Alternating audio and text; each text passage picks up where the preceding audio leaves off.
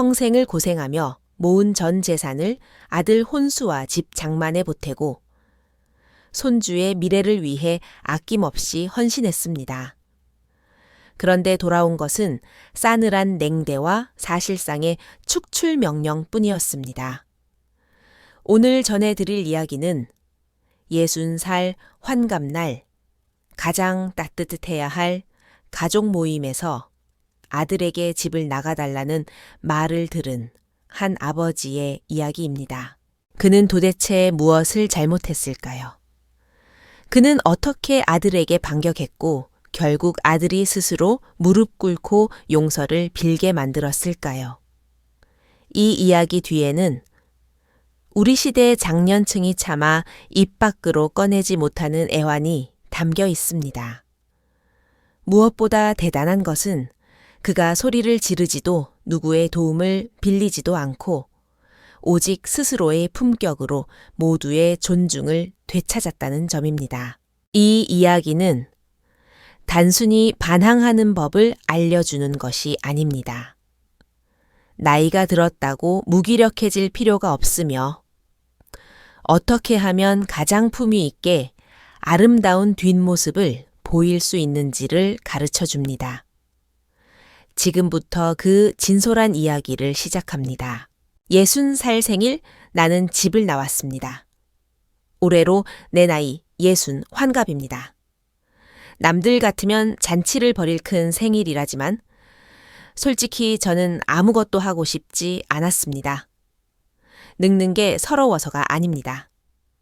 그저 제가 평생을 일궈온 이 집이 더 이상 제가 알던 따뜻한 보금자리가 아니라는 사실을 깨달았기 때문입니다. 그날은 토요일이었습니다. 날씨가 참 좋아 이른 아침부터 시장에 나갔지요. 닭다리며 새우 브로콜리 그리고 제가 가장 자신 있는 갈비찜 재료를 한가득 샀습니다. 오랜만에 온 가족이 모이는 날이니 배달 음식보다는 제 손맛이 담긴 요리를 대접하고 싶었습니다. 두 손 무겁게 장을 봐서 집에 들어서는데 거실 소파에 앉아있던 아들 진호가 당황한 기색으로 일어났습니다. 아버지 오늘 고생하지 마세요. 그냥 배달시켜 먹어요. 아들의 손에는 이미 배달 앱이 켜진 휴대폰이 들려 있었습니다. 배달은 무슨 갈비 다 재워놨다. 서연이가 요즘 기름진 거 안 먹으려고 해요. 살찐다고. 제 며느리 서연이를 쳐다보았습니다. 식탁에 앉아 휴대폰만 들여다보던 며느리는 고개도 들지 않은 채 네 한마디만 내뱉더군요. 나는 묵묵히 식재료를 냉장고에 넣고 손을 씻으러 갔습니다. 주방 싱크대에서 물소리는 요란하게 들리는데 머릿속은 하얗게 비어버린 기분이었습니다. 어릴 적 아들 생일이면 밤을 새워 케이크를 굽고 봉투를 준비하며 빚을 내서라도 아들 길을 살려주려 애썼던 기억이 스쳤습니다. 그런데 이제 내 환갑날 아들은 제 요리가 번거롭고 기름지다며 거절합니다. 요즘 젊은 애들은 편한 걸 좋아하니까 내 생각이 낡은 거겠지라며 스스로를 달랬습니다. 점심 12시 배달 온 음식은 일식 도시락이었습니다. 정갈하긴 했지만 이것이 정녕 나의 60살 생일상이란 말인가 싶어 씁쓸하더군요. 밥을 먹는 내내 모두가 휴대폰만 들여다봤습니다. 제가 몇 마디 말을 붙여봐도 대답이 없길래 저도 입을 닫았습니다. 식사가 끝나고 케이크를 자른 뒤 손주 지훈이가 옆에서 숙제를 하고 있을 때였습니다. 진호가 헛기침을 하더니 조심스럽게 말을 꺼냈습니다. 아버지 상의 드릴 게 좀 있어요? 그래, 말해봐라. 지훈이가 내년에 초등학교에 들어가잖아요. 사립 초등학교에 보내려고 하는데 학비랑 입학금이 만만치 않네요. 지금 저희 아파트 대출금도 버거워서요. 그래서 말인데 가슴 한구석이 서늘해졌습니다. 그래서 아들이 눈을 질끈 감더니 말을 이었습니다.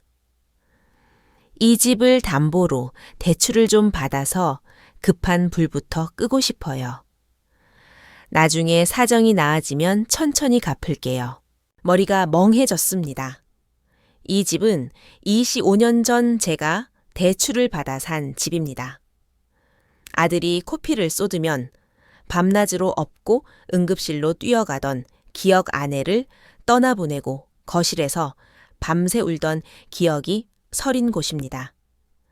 명의는 이미 몇 년 전 아들 앞으로 옮겨주었지만 이 늙은 아비가 살 곳에 대해서는 단 한 번의 고민도 없었던 걸까요? 며느리를 쳐다보니 그녀가 묘한 미소를 지으며 말했습니다. 아버님, 저희가 나가시라는 게 아니에요. 혼자 이 큰 집에서 적적하게 계시는 것보다 저희랑 합치면 좋잖아요. 3대가 같이 살면 얼마나 보기 좋아요. 그럼 나는 어디서 지내면 좋겠니? 아버님이 예전에 인천 쪽에 친구분 계신다고 하셨잖아요. 거기 잠시 머무르시는 건 어때요? 대출 승인 나면 편한 곳으로 다시 알아봐 드릴게요. 그 순간 숨이 멎는 것 같았습니다. 잠시 머무르라는 그 말투가 마치 쓸모없는 물건을 처분하는 듯 했습니다. 벽시계를 보니 오후 1시 15분. 내 60살 생일이 시작된 지 겨우 1시간 만에 그들은 저를 어떻게 치울지 논의하고 있었습니다. 차갑게 식은 찬물을 한 모금 들이켰습니다. 알았다. 아버지 오해하지 마세요.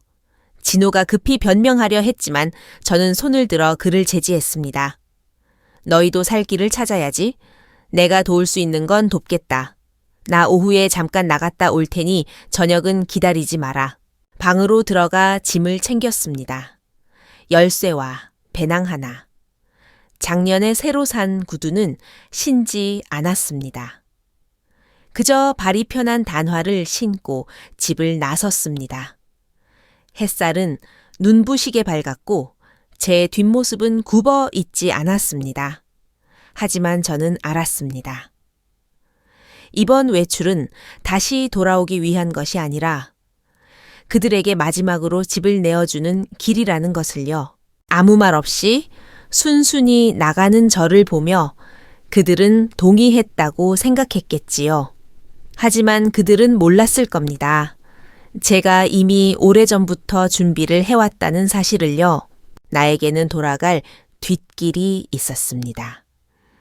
길을 걷는 내내 얼굴에 닿는 햇살이 뜨거웠습니다. 배낭 속에는 여벌 옷 한 벌, 혈압약, 그리고 낡은 통장 하나가 든 봉투뿐이었습니다. 제가 향한 곳은 인천의 한 오래된 골목이었습니다. 예전에 알던 지인이 살던 동네인데 지금은 인맥도 끊겼지만 저렴한 단칸방이 많다는 걸 알고 있었지요. 70대의 주인 할머니는 제가 단기 임대를 하겠다고 하자 흔쾌히 고개를 끄덕였습니다. 인상이 참 좋으시네. 조용히 지내다가요. 9평 남짓한 작은 방. 베란다 창살은 녹슬고 벽지는 군데군데 곰팡이가 슬어 있었지만 그곳에 앉는 순간 마음이 놓였습니다. 누구의 눈치도 보지 않고 숨 쉴 수 있다는 게 이렇게 평온한 일인 줄 몰랐습니다. 침대 머리에 앉아 아까의 대화를 곱씹었습니다. 아들이 담보대출을 받겠다고 한 그 집은 현재 시세로 15억 원 정도 나갑니다. 대출을 받으면 8, 9억 원은 거뜬히 나오겠지요. 그 돈의 가치를 저는 누구보다 잘 압니다. 제가 젊은 시절 쓰리잡을 뛰며 한 푼, 두 푼 모아 갚아나갔던 피 같은 돈이니까요. 아들이 처음 서울에 집을 사고 싶다고 했을 때 저는 망설임 없이 고향의 단독주택을 팔아 보태주었습니다. 아들 직장과 가까운 곳에 오래된 아파트를 사서 저는 작은 방에 몸을 구기고 안방은 아들 내외에게 내주었습니다. 그렇게 10년 넘게 살았습니다. 사실 그 집은 이미 제 것이 아니었습니다. 명의뿐만 아니라 발언권조차 없었던 것이지요. 그들은 저를 물어보지도 않고 배치할 공간처럼 여겼습니다. 몇 년 전부터 기류가 이상하다는 건 느끼고 있었습니다. 아들은 더 이상 제가 무엇을 먹고 싶은지 묻지 않았고, 며느리는 제 옷가지를 한 구석에 몰아두며 아버님 공간에만 두세요 라고 선을 그었습니다. 손주조차 저를 보면 달려오지 않고 예의상 고개만 까닥거렸지요. 열정은 식기 마련이고 사람도 변한다는 걸 그때 알았습니다. 그래서 저는 결심했습니다. 쫓겨나기 전에 스스로 제 갈 길을 만들기로요. 지난 몇 년간 시장을 보러 갈 때마다 조금씩 돈을 모았습니다. 한 번에 20~30만 원씩 아들 몰래 만든 비밀 통장에 저축했지요. 아들이 아버지 연금은 다 어디 쓰세요? 라고 물으면 영양제 사 먹었다며 짐짓 바보처럼 웃어 넘겼습니다. 그때 아들이 한숨을 쉬며 했던 말을 기억합니다. 아니, 진작 집 명의를 제 이름으로 안 해두셨으면 대출받기 더 좋았을 텐데. 주방에서 그 말을 듣던 제 손 위로 뜨거운 설거지 물이 쏟아졌습니다. 아, 나는 이제 이 집의 주인이 아니라 장애물이구나. 서글펐지만 내색하지 않았습니다. 배낭 속 봉투를 열어 통장을 확인했습니다. 잔액은 800만 원 남짓. 큰 돈은 아니지만 혼자 2년 정도는 소박하게 지낼 수 있는 돈입니다. 이제 더 이상 식탁에서 눈치 보며 밥을 먹지 않아도 됩니다. 저는 한 걸음 물러나 그들에게 기회를 주기로 했습니다. 하지만 그들이 도를 넘는다면 저는 2번 다시 뒤돌아보지 않을 생각입니다. 빈자리가 주는 무거운 교훈. 아버님, 정말 동의하신 거겠지요? 서연이가 소파에 앉아 휴대폰을 하며 물었습니다. 진호는 텔레비전을 끄며 인상을 찌푸렸습니다. 아버지 말씀 못 들었어? 젊은 애들 살 길 찾으라잖아. 그게 허락한 거지 뭐. 그래도 하루 종일 연락이 없으신데 화나신 거 아닐까. 아버지가 화낼 게 뭐가 있어. 우리 결혼할 때도 아파트 인테리어 비용까지 다 대주신 분이야. 원래 입은 무겁고 마음은 약한 분이라고. 진호는 아버지를 잘 안다고 자부했습니다. 하지만 그 문이 닫히는 순간 다시는 돌아오지 못할 무언가가 끊어졌다는 사실은 꿈에도 몰랐습니다. 아버지가 집을 나간 지 사흘째. 집안은 엉망이 되기 시작했습니다. 매일 아침 시장을 봐와서 정갈한 국과 반찬을 차려내고 손주의 도시락과 며느리의 저염식 식단을 챙기던 사람이 사라지자 일상이 무너졌습니다. 배달 음식으로 끼인 이를 때운 지 며칠 만에 손주 지훈이가 배탈이 났습니다. 할아버지는 소시지 줄 때 항상 토마토도 같이 줬는데 지훈이가 시무룩하게 말했습니다. 그제야 진호는 아버지가 이 집을 떠받치던 거대한 기둥이었다는 사실을 어렴풋이 깨달았습니다. 단순히 용돈을 주는 존재가 아니라 온 가족의 건강과 평온을 묵묵히 지켜내던 사람 말입니다. 주말 저녁 진호는 용기를 내어 아버지에게 전화를 걸었습니다. 하지만 신호음만 갈 뿐 아버지는 받지 않았습니다. 메시지를 보내봐도 수신 확인조차 되지 않았습니다. 그 무렵 저는 작은 방에서 창밖을 보며 차를 마시고 있었습니다. 누군가에게 대접하기 위한 요리가 아니라 오직 나만을 위한 소박한 밥상을 차렸습니다. 처음에는 허전했지만 시간이 지날수록 깨달았습니다. 필요에 의해 존재하던 삶이 얼마나 고단했는지를요. 저는 이제 누구의 비위를 맞추지 않아도 됩니다. 손주를 등하교시키기 위해 새벽같이 일어나지 않아도 되고 며느리의 눈치를 보며 주방을 비워줄 필요도 없습니다. 저는 드디어 나로 돌아왔습니다. 나는 요리사가 아니라 네 아버지다.